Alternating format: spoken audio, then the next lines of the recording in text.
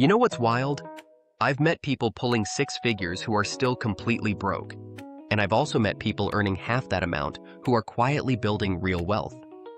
The difference has nothing to do with the number on their paycheck. It has everything to do with what they do with it. Today, we're going to talk about something most financial gurus won't tell you because it's uncomfortable and it doesn't sell expensive courses. You cannot out-earn bad habits. Let me say that again. You cannot out-earn bad habits. Here's the thing that keeps people stuck in a cycle they don't even realize they're in. They genuinely believe that more money is the solution to their money problems. So they grind harder, they hustle longer, they chase promotions and side hustles and salary increases. And then the raise comes. And for about 3 weeks, everything feels different. Then something strange happens. The lifestyle expands to match the new income. Suddenly, a better apartment feels necessary. A newer car feels deserved. Dinner out becomes a habit instead of a treat. And 3 months later, they're just as financially stressed as they were before, just at a higher income level. This is called lifestyle inflation, and it is silently destroying more financial futures than any market crash ever could. Here's where it gets psychologically interesting. Our brains are wired to normalize our circumstances. Whatever level of spending we settle into starts to feel like the baseline. So when you earn more and spend more, your brain doesn't register the extra spending as excess. It registers it as normal. That's the trap. You don't feel like you're making bad decisions because everything feels totally reasonable in the moment. But reasonable in the moment and smart over time are two very different things. Let me give you a real picture of what this looks like.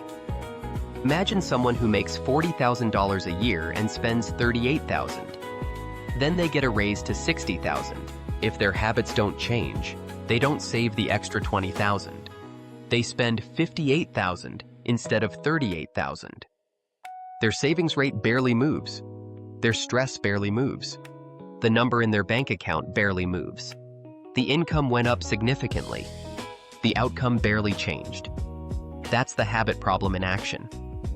Now here's the part that actually gives me hope, because this isn't a doom and gloom conversation.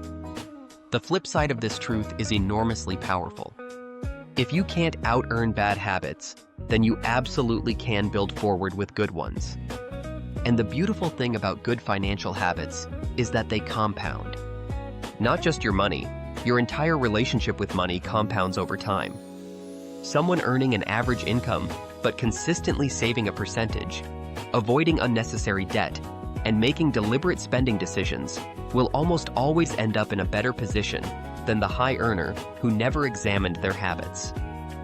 The habits that actually move the needle are less glamorous than most people want to hear. It's knowing where your money goes every single month without exception. It's creating a small gap between earning and spending, and protecting that gap like your future depends on it, because it does. It's pausing before purchases that aren't planned, and asking whether this serves your actual goals or just your current mood. These aren't complex strategies. They're repeated decisions that build a financial identity over time. Here's the psychological piece that ties it all together. Your spending habits are an expression of your identity. When you see yourself as someone who is intentional with money, your decisions start to reflect that. When you see yourself as someone who deserves to treat themselves because they work hard, your decisions reflect that too. Neither identity is about income level. Both identities produce very different financial outcomes.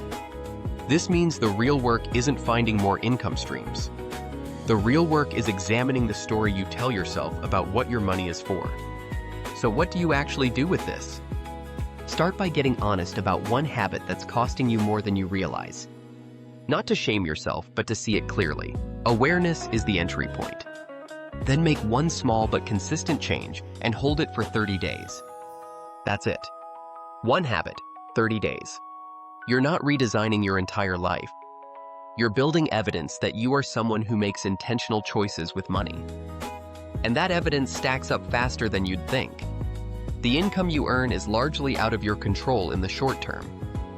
The habits you practice every single day are entirely within your control. Stop waiting for a bigger paycheck to save you. Start with who you are today and what you do today. Because at the end of the day, wealth isn't built by people who earn the most. It's built by people who waste the least and decide with the most intention. You cannot out-earn bad habits, but you can absolutely replace them.